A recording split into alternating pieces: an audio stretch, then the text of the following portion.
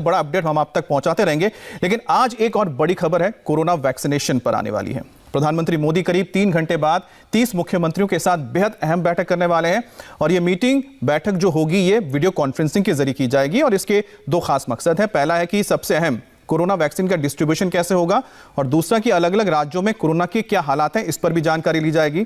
और खास बात यह भी है कि इस मीटिंग में फ्री वैक्सीनेशन को लेकर भी मांग उठ सकती है क्योंकि कुछ राज्यों ने इसको उठाया है, क्योंकि इस पर लगातार सियासत भी चल रही है। आपको बता दें कि 16 जनवरी से देश भर में कोरोना वैक्सीनेशन की शुरुआत होने जा रही है और इस पूरे प्रोसेस का ड्राई रन पहले से ही हो चुका है। और आपको बता दें इस वक्त हमारे साथ 3 राज्यों के हेल्थ मिनिस्टर जुड़ चुके हैं हमारे साथ। हम सभी का स्वागत कर लें। हमारे साथ विश्वास सारंग हैं जो हेल्थ मिनिस्टर हैं मध्य प्रदेश के। इसके अलावा हमारे साथ छत्तीसगढ़ के हेल्थ मिनिस्टर टीएस सिंहदेव जुड़ गए हैं और साथ ही साथ हमारे साथ राजस्थान के हेल्थ मिनिस्टर रघु शर्मा भी जुड़ गए हैं। आप सभी का स्वागत है। मैं टीएस सिंहदेव साहब आपसे शुरुआत करने जा रहा हूं क्योंकि आपके कई बयान भी आ चुके हैं और आपकी ओर से ये कहा जा रहा है कि फ्री वैक्सीनेशन मिलना चाहिए। आज जब बातचीत होगी प्रधानमंत्री मोदी के साथ आपके मुख्यमंत्री की, तब क्या इस मांग को उठाया जाएगा? माननीय मुख्यमंत्री जी प्रतिनिधित्व करेंगे छत्तीसगढ़ का और वो सारे इश्यूज को अवश्य रखेंगे। तो सर ये बताइए कि आपने किस तरह की तैयारी कर ली है, क्योंकि आपका जो राज्य है वहां पर नक्सल प्रभावित कई इलाके हैं, क्योंकि 21 जिलों में शायद आप लोगों ने ड्राई रन किया है, तो नक्सल प्रभावित इलाकों में भी आप लोगों ने कुछ किया है क्या वैक्सीनेशन को लेकर? पूरे छत्तीसगढ़ में, और ये वैक्सीनेशन नया ड्राइव नहीं है, इसके पहले अनेकों कार्यक्रम लिए गए हैं पूरे प्रदेश में नक्सली क्षेत्र को मिला के, चाहे मलेरिया उन्मूलन का हो, चाहे पोलियो ड्रॉप्स का हो, चाहे सामान्य गतिविधियां हो। मितानिन हमारी हर गांव में विद्यमान रहती हैं, उप स्वास्थ्य केंद्र हैं, प्राथमिक स्वास्थ्य केंद्र हैं, ये सब जगह है। कनेक्टिविटी के इश्यूज आते हैं, इंटरनेट कनेक्टिविटी के इश्यूज आते हैं, ये इश्यूज जरूर हैं, लेकिन स्वास्थ्य विभाग की उपस्थिति पूरे छत्तीसगढ़ के हर इलाके में है। 1349 ये इम्यूनाइजेशन केंद्रों के लिए हमने चिन्हांकन किया है और 7116 ये वैक्सीनेटर्स हैं, इनका प्रशिक्षण कर लिया है। इस दौर में जो चालू होना है 16 तारीख से, इसमें 99 केंद्र, जिसमें 6 मेडिकल कॉलेजेस हैं और शेष 28 जिलों के, छोटा एक जिला है नारायणपुर, उसमें 2, उनसे बड़े कुछ जिले हैं उनमें 3 और तुलनात्मक बड़े जिलों में 5 केंद्र। तो ये 99 केंद्र प्रारंभ होंगे 16 तारीख से। जी मैं मध्य प्रदेश के हेल्थ मिनिस्टर से बात करता हूं। विश्वास जी, आपका राज्य बहुत बड़ा है, तो इतने बड़े राज्यों में जो वैक्सीनेशन होना है उसके लिए किस तरह की आपने तैयारी की है, किस तरह की ट्रेनिंग्स दी गई है लोगों को? देखिए, मैं इस कार्यक्रम के माध्यम से इस देश के यशस्वी प्रधानमंत्री नरेंद्र मोदी जी को और इस देश के सभी वैज्ञानिकों को बहुत बधाई देता हूं कि मोदी जी के नेतृत्व में ये वैक्सीन बनकर तैयार हुआ। ये बात बिल्कुल सही है आपकी कि जितना चुनौतीपूर्ण वैक्सीन बनाना है उतना ही चुनौतीपूर्ण वैक्सीन लगाना भी है, और इसीलिए केंद्र सरकार को, मोदी जी को इस बात की भी बहुत बधाई कि जिस साइंटिफिक तरीके से वैक्सीन को लगाने की तैयारी करवाई गई है वो अपने आप में बहुत ही अद्भुत है। मैं ये बताना चाहता हूं कि केंद्र सरकार की ओर से हमें जो जो निर्देश दिए हैं हमने उसका पूरा पालन किया है। पहले फेज़ में हमें सभी जो बेनिफिशरी थी, जो भी क्राइटेरिया में आती हैं, उसकी लिस्ट तैयार करनी थी, जो कि हेल्थ वर्कर है। हमने वो लिस्ट तैयार करके केंद्र सरकार को सौंप दी है, क्योंकि वैक्सीन एक नियत तापमान पर रखना बहुत ज़रूरी है, तो उसके लिए बहुत ज़रूरी है कि कोल्ड चेन डेवलप की जाए। हमने मध्य प्रदेश में पूरी तरह से कोल्ड चेन डेवलप कर दी है। लैब से वैक्सीन आएगी मध्य प्रदेश में, हमारे विभिन्न संभागों में, वहाँ के स्टोरेज से लेकर और एंड ऑफ द स्पान आखिरी जो पॉइंट रहेगा जहाँ बेनिफिशरी को ये वैक्सीन लगाई जाएगी, उसकी पूरी कोल्ड चेन हमने डेवलप कर ली है, चाहे वो स्टोरेज की हो चाहे ट्रांसपोर्टेशन की हो। हमारे जितने भी वैक्सीनेटर्स हैं उनकी हमारी ट्रेनिंग एकदम हमने ठीक ढंग से की है, और मध्य प्रदेश में हमारा जो ड्राई रन हुआ है वो भी पूरी तरह सक्सेसफुल हुआ है। भोपाल में पहले फेज़ में ड्राई रन हुआ था और उसके बाद प्रदेश के बाकी जिलों में भी ड्राई रन एकदम सक्सेसफुल हुआ है। 16 तारीख से जैसे ये एक बड़ा तोहफा माननीय नरेंद्र मोदी जी के माध्यम से हमें मिलने वाला है, हम पूरी तरह तैयार हैं। हम वैक्सीन को जो बेनिफिशरी की हमारी लिस्ट है उस तक जरूर पहुंचा पाएंगे, उनको लगा पाएंगे। जी चलिए, बहुत बढ़िया है कि आप लोगों ने ड्राई रन बहुत अच्छी तरह से कर लिया है। राजस्थान का भी रुख कर लेते हैं। रघु जी, राजस्थान एक ऐसा राज्य है जहां पर जब कोरोना का आउटब्रेक हुआ था तो उसके एक मॉडल को काफ़ी माना जा रहा था, लेकिन उसके बाद वहां पर कोरोना के जो केसेस बढ़ते गए लगातार। लेकिन इस बीच जो हम देख रहे हैं कि जब वैक्सीनेशन की शुरुआत हो रही है तो राजस्थान में कांग्रेस की सरकार है, आपने एक बयान दिया था कि जो वैक्सीनेशन है उसको लेके कोई कंट्रोवर्सी नहीं होनी चाहिए, कोई सवाल नहीं खड़ा करना चाहिए। लेकिन आपके ही जो पार्टी की सरकार है छत्तीसगढ़ में, वहां पर कई सवाल उठाए गए हैं कोवैक्सीन को लेकर, आप इस पर क्या कहेंगे? वैक्सीन को लेकर सवाल हमने नहीं उठाए थे, वैक्सीन बनाने वाली कंपनियों ने उठाए थे। आपने खुद ने भी देखा होगा, पूरे देश ने देखा है, एक वैक्सीन बनाने वाले कंपनी के लोग दूसरी वैक्सीन को पानी बता रहे थे। हमने भारत सरकार के चिकित्सा मंत्री जी से कहा भी था कि इस तरह से लोगों का कॉन्फिडेंस टूटेगा। वैक्सीन उस वक्त आई नहीं थी, अब तो तारीख आ गई 16 को वैक्सीन आ जाएगी। लेकिन उस वक्त इस तरह के स्टेटमेंट अगर एक कंपनी दूसरे कंपनी के बारे में देती है कि ये तो पानी है, तो ये स्टेटमेंट तो वहां से आए। हमने कहा था केंद्रीय स्वास्थ्य मंत्री को कि आप इसको रोकिए, इस तरह की घटनाएं ठीक नहीं है। जिससे आम आदमी ये सोचेगा ये तो पानी है, पानी लगाऊंगा तो मैं कैसे बचूंगा इस कोविड से, वो स्थिति। बाकी हमने तो कोई बयान दिया नहीं। अच्छा रघु जी, लेकिन आपने किस तरह की तैयारी की? अब तो कोई आपके दिमाग में संशय नहीं है, कोई डाउट्स तो नहीं है? देखिए, डाउट की बात ही नहीं है। ड्राई रन की जैसी बात हो रही थी अभी, 2 जनवरी को इन्होंने ड्राई रन कहा था पहले, और सारे स्टेट्स को, केंद्र शासित प्रदेशों को कैपिटल के अंदर 3 जगह करने के लिए कहा। हमने 7 जिलों में किया, 18 जगह पर ड्राई रन किया, बहुत सक्सेसफुल किया। फिर 8 जनवरी को हमने पूरे स्टेट में ड्राई रन किया, वो भी सक्सेसफुल हुआ। आज भी हमारी सबसे शानदार तैयारी है। हमने भारत सरकार के स्वास्थ्य मंत्री जी को उस दिन पूरा बताया क्या तैयारी है। राजस्थान में 3 जगह पे स्टेट लेवल के वैक्सीन स्टोर हमने बनाए हैं जहां से एयर कनेक्टिविटी है, और बाई एयर वहां पे हमारे जो स्टेट के स्टोर्स हैं जयपुर, जोधपुर और उदयपुर, वहां पे सारी वैक्सीन आ जाएगी। फर्दर हमने, हमारे 7 संभाग हैं, 7 संभागों पे हमने वैक्सीन को स्टोर करने के स्टोरेज बनाए हैं। 34 जिले हैं हमारे मेडिकली, उन जिलों पे भी हम स्टोरेज की पूरी व्यवस्था की है। और 2444 कोल्ड चेन पॉइंट्स भी हमने कार्यशील की है राजस्थान के अंदर, और हर जिले में एक वैक्सीन वैन भी रखी है। और ट्रेनिंग का जहां तक सवाल है, राजस्थान में 18,654 लोगों को जो वैक्सीन देने का काम करेंगे, वैक्सीनेटर्स, उनको ट्रेनिंग दी है। पहले दिन 16 तारीख को जब ये शुरुआत होगी, 282 प्लेसेस पे हम शुरुआत करेंगे, और 2 जगह अजमेर और जयपुर, वो इंटरएक्टिव रहेगी। आपस में हम बातचीत कर सकते हैं, कहीं कोई डिफिकल्टी हो सकती है तो वो दिल्ली से हमारी बातचीत हो सकती है। उसके अलावा राजस्थान में 3056 जगह हमने पहले जो फेज है उसके वैक्सीनेशन के लिए तय किया है। उसमें हमारे जो हेल्थ केयर वर्कर्स हैं, भारत सरकार के जो अलग अलग संस्थानों में हेल्थ केयर वर्कर्स यहाँ काम कर रहे हैं, उनको सम्मिलित करते हुए करीब 4.5 लाख लोगों को वैक्सीनेट किया जाएगा फर्स्ट फेज के अंदर। जी, तो जैसा कि आपने बताया कि राजस्थान में आप लोगों ने काफी अच्छी तैयारी कर ली है 16 तारीख के वैक्सीनेशन के कार्यक्रम को शुरू करने के लिए। अभी एक छोटा सा ब्रेक लेंगे, लेकिन ब्रेक के बाद हमारे साथ मध्य प्रदेश के हेल्थ एजुकेशन मिनिस्टर भी हमारे साथ होंगे, विश्वास सारंग। इसके अलावा टी.एस. सिंहदेव जो कि छत्तीसगढ़ के हेल्थ मिनिस्टर है, वो हमारे साथ जुड़े हैं, उनसे भी हम बात करेंगे। छोटा सा ब्रेक लेते हैं सर, वापस आते हैं। आपको बता दें कि 16 जनवरी को भारत में वैक्सीनेशन की शुरुआत होने जा रही है कोरोना को लेकर, लेकिन उससे पहले आज बहुत अहम दिन है, क्योंकि आज शाम को 4 बजे देश के जो तमाम स्टेट्स हैं उनके चीफ मिनिस्टर्स के साथ प्रधानमंत्री मोदी की वीडियो कॉन्फ्रेंसिंग होगी। और इस वक्त हमारे साथ, आपको बता दें, मध्य प्रदेश, इसके अलावा छत्तीसगढ़ और राजस्थान के जो हेल्थ मिनिस्टर हैं जुड़े हुए हैं। मध्य प्रदेश का रुख करते हैं। सर, आपके राज्य में किस तरह से आप लोगों ने जो टेक्निकल यहाँ पर कई सारी चीज़ें होंगी, जैसे कि कोविविन ऐप के जरिए सबको बुलाया जाएगा, उसके हिसाब से वैक्सीनेशन की जाएगी, उसको लेकर क्या तैयारी, जरा समझाएंगे आप लोगों को? देखिए, जो हमें केंद्र सरकार के निर्देश दिए हैं उसका पूरा पालन किया गया है, और जो भी हमारे वैक्सीनेटर्स हैं उसकी प्रॉपर ट्रेनिंग हुई है। जो आपने बताया, मैं मोदी जी को बहुत बधाई दूंगा कि उन्होंने जिस प्रकार से वैक्सीन लगाने के पूरे प्रोग्राम में आईटी सॉल्यूशंस का जो इस्तेमाल किया है वो अपने आप में बहुत ही अनुपम है।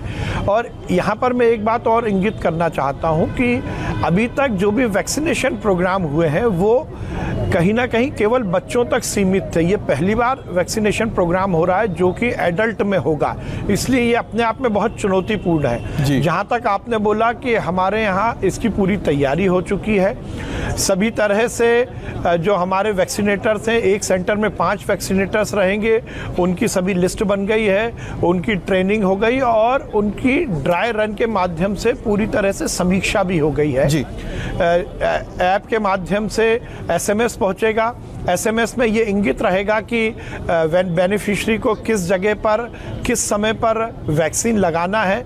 जब वो वैक्सीन लगाने वाले स्थान तक पहुंचेगा, पहला जो वैक्सीनेटर ऑफिसर रहेगा वो इस बात को चेक करेगा कि वो वही बेनिफिशियरी है, उनके कागज को देखा जाएगा, उनके आइडेंटिटी कार्ड देखे जाएंगे। जब वो उस भवन के अंदर, उस बिल्डिंग के अंदर एंटर करेंगे तो ऐप के माध्यम से उनकी सभी जानकारी को चुस्त दुरुस्त किया जाएगा। फिर वैक्सीन लगेगा और वैक्सीन लगने के बाद आधा घंटे तक उसी सेंटर में बेनिफिशियरी को बिठाया जाएगा। ये देखा जाएगा कि कहीं किसी तरह का रिएक्शन तो नहीं है। उसी तरह हमारे सभी वैक्सीनेशन स्थल पर फर्स्ट एड की भी व्यवस्था की गई है। डॉक्टर्स रहेंगे, यदि कहीं कोई इमरजेंसी आती है तो फर्स्ट एड के माध्यम से उनको इलाज दिया जाएगा। और यदि उस डॉक्टर को ऐसा लगता है कि इस व्यक्ति को किसी हायर सेंटर में भेजना है तो हमारे सभी सेंटर्स पर एम्बुलेंस उपलब्ध रहेगी और उसको तत्काल किसी हायर सेंटर में, हॉस्पिटल में भेजा जाएगा। इस तरह की पूरी व्यवस्था हमारे यहाँ चुस्त दुरुस्त की गई है और हमें पूरी उम्मीद है कि जैसे ही 16 तारीख को वैक्सीन मिलेगा, हम सफलतापूर्वक पूरी अच्छे तरीके से हम हमारे बेनिफिशियरी को ये वैक्सीन लगाने में सक्षम रहेंगे। जी सर, छत्तीसगढ़ में जरा बताएंगे कि किस तरह से आप लोग जो वैक्सीन है उसका डिस्ट्रीब्यूशन करेंगे और कितना वैक्सीन अभी आपके पास आ चुका है, क्या आने वाला है? अभी वैक्सीन आने की तो जानकारी नहीं है। डिस्ट्रीब्यूशन की भी जो बात है, जैसे साथी स्वास्थ्य मंत्री जी लोगों ने बताया, ये रीजनल सेंटर हैं स्टोरेज के, फिर डिसेंट्रलाइज नीचे के सेंटर्स हैं और आखिरी तक नीचे में 630 कोल्ड स्टोरेज चेन्स हैं। उनमें 81 नए और हमने जोड़े हैं। इसमें उदाहरण के लिए आपके पोलियो ड्रॉप्स जैसे रखे जाते थे, अन्य चीजें जो कि कोल्ड स्टोरेज में रखनी चाहिए या एक टेम्परेचर में रखनी चाहिए, वो रखी जाती थी। तो ये पहले से ही एस्टैब्लिश फैसिलिटीज में 81 और 150 और के लिए हमने मांग की है। तो अगर वो व्यवस्थाएं मिल जाएंगी तो यहाँ पर सामान रखा जाएगा। यहाँ से सामान पहुंच के लगना है और उसके लिए 5 लोगों की टीम है, जिसमें डॉक्टर्स भी हैं, वैक्सीनेटर्स भी हैं, मितानिन भी हैं, ANM है। ये 5 लोगों की टीम हर केंद्र में रहेगी और जिस क्रम से माननीय मध्य प्रदेश के स्वास्थ्य मंत्री जी ने बताया, ये कॉमन प्लेटफॉर्म सभी के लिए रहेगा। कोविन ऐप है, कोविन ऐप में जो नाम यहाँ से भेजे गए हैं छत्तीसगढ़ से, उदाहरण के लिए 2,67,399 नाम भेजे गए थे और छूट रहे हैं, तो कलेक्टर्स को बोला गया है कि और नाम भेज दीजिए फ्रंटलाइन हेल्थ वर्कर्स के। इनके नाम प्रतिदिन के आएंगे कि किनको किस दिन किस केंद्र में टीका लगना है। वोटर लिस्ट ऐसी प्रक्रिया अपनाई जा रही है कि जिनके नाम होंगे वो ही वैक्सीन उस दिन उस केंद्र में लगा सकेंगे और ये क्रम आगे तक चलेगा। जी सर, राजस्थान में करीब 4.5 लाख जो हेल्थ वर्कर्स हैं उनको शायद पहले फेज में आप लोग वैक्सीनेशन करेंगे, तो इसमें सर आप लोगों की बात हो गई कि कितना वैक्सीन आपको मिलने जा रहा है, कब तक आपको वैक्सीन मिलेगा? वैक्सीन आ रहा है तो कौन सा वैक्सीन आप लोग यूज करने वाले हैं? ये कैबिनेट सेक्रेटरी के साथ जब हमारे चीफ सेक्रेटरी की बात हुई थी तो हमने जितने लोगों का डाटा कोविन सॉफ्टवेयर में अपलोड किया था वो उस वक्त 4,36,000 था। ये 9 तारीख की बात है, तो अब हम आज 11 तारीख में हैं, करीब करीब हमारा अनुमान था कि 4.5 लाख होंगे, तो ये फिगर उनको बता दिया है। अब वो वैक्सीन जब 4.5 लाख लोगों को लगेगी तो ये तो उनको भेजनी है सारी। बाकी राजस्थान में 2 कमेटियां बनी है, स्टेट लेवल की स्टीयरिंग कमेटी बनी है और स्टेट टास्क फोर्स बनी है। एक कमेटी को हेड कर रहे हैं हमारे चीफ सेक्रेटरी, एक को हमारे प्रमुख शासन सचिव कर रहे हैं। और जैसा आपको बताया कि हमने ट्रेनिंग 10 कैटेगरी के लोगों को दी है जी। 1,16,910 लोगों को ओरिएंटेशन के माध्यम से ट्रेंड किया गया है, बराबर मीटिंगें हो गई है, स्टेट लेवल की कमेटियों की मीटिंग 2-2 बार हो चुकी है, जिला स्तर पे 3 बार हो गई। इसी तरह से नीचे हमारे 249 ब्लॉक्स है, उन पे पूरी तैयारी है, और हमारे जितने भी हेल्थ केयर वर्कर्स हैं या आंगनबाड़ी है, सहायिका है, या जो हमारी आंगनबाड़ी कार्यकर्ता हैं, इन सब लोगों की ओरिएंटेशन का प्रोग्राम हमारे यहाँ हो चुका है। तो सर, आप लोग कोविशील्ड इस्तेमाल कर रहे हैं कि कोवैक्सीन? कोवैक्सीन आप लोग लेंगे? अच्छा, मध्य प्रदेश में क्योंकि कोवैक्सीन को लेकर एक सवाल भी उठा था सारंग सर, तो आप बताएंगे कि उसको लेकर फिलहाल क्या चले? उसको लेकर काफी डाउट्स भी होने लगे, कई सवाल भी उठाए गए मध्य प्रदेश वाली जो घटना हुई थी। देखिए, मैं ये बात यहाँ पर विशेष रूप से कहना चाहता हूँ, जैसा मैंने प्रोग्राम शुरू होने के पहले भी कहा था कि पूरी दुनिया में इस महामारी के खिलाफ वैज्ञानिकों ने बड़ी लड़ाई लड़ी है, पर इस देश का दुर्भाग्य है कि कुछ लोग वैक्सीन को लेकर पहले दिन से कहीं ना कहीं शक और संशय की स्थिति पैदा करना चाहते हैं। मेरा विनम्र अनुरोध है कि वैज्ञानिकों ने बहुत मेहनत करके इस लड़ाई में हिंदुस्तान को नेतृत्व सौंपने की पूरी तरह से तैयारी की है। वो लोग जो वैक्सीन को लेकर बिना अनुसंधान के, बिना शोध के, बिना रिसर्च के, बिना रिपोर्ट के जो टिप्पणी कर रहे हैं, मैं उनको निवेदन करना चाहता हूं कि अपनी राजनीतिक रोटी सेकने के लिए इस तरह का काम ना करें। जो मध्य प्रदेश में घटना हुई है उसकी विस्तृत जांच रिपोर्ट आ गई है और उसमें ये स्पष्ट हुआ है कि वैक्सीन को लेकर किसी भी तरह के रिएक्शन का या किसी भी तरह के दुष्प्रभाव का कोई प्रमाण नहीं मिला है। मेरा मानना है कि एक वैश्विक महामारी के खिलाफ हम सबको राजनीतिक सीमाओं को पार करते हुए राजनीतिक दलों की जो हमारी हो सकता है कुछ एजेंडे हों, उनको घर पर रखकर बात करनी चाहिए। हमें इसमें कहीं राजनीति नहीं करनी चाहिए। और वो नेता जो लाशों पर राजनीति कर रहे हैं, मैं ये कहना चाहता हूँ ये ठीक नहीं है। वो अपने साथ भी ठीक नहीं कर रहे हैं और समाज के साथ भी नहीं कर पूरी मानव जाति के जीवन से जुड़ा हुआ ये प्रश्न है। मध्य प्रदेश की जिस घटना की आप बात कर रहे हैं उसकी जांच रिपोर्ट आ गई है, उसमें ये बात सुनिश्चित हुई है कि वैक्सीन का वो कोई दुष्प्रभाव नहीं था, उसका रिएक्शन नहीं था। हम पूरी सकारात्मकता के साथ वैक्सीन को लगवाएं। मैं आपके माध्यम से सभी को ये कहना चाहता हूँ, किसी भी तरह इस तरह की टुकड़े टुकड़े गैंग जो इस देश में अस्थिरता पैदा करना चाहती है, जो इस देश में बिना किसी शोध के, बिना किसी रिसर्च के केवल अपने राजनीतिक एजेंडे को पूरा करना चाहती है, उनकी बातों में ना आए।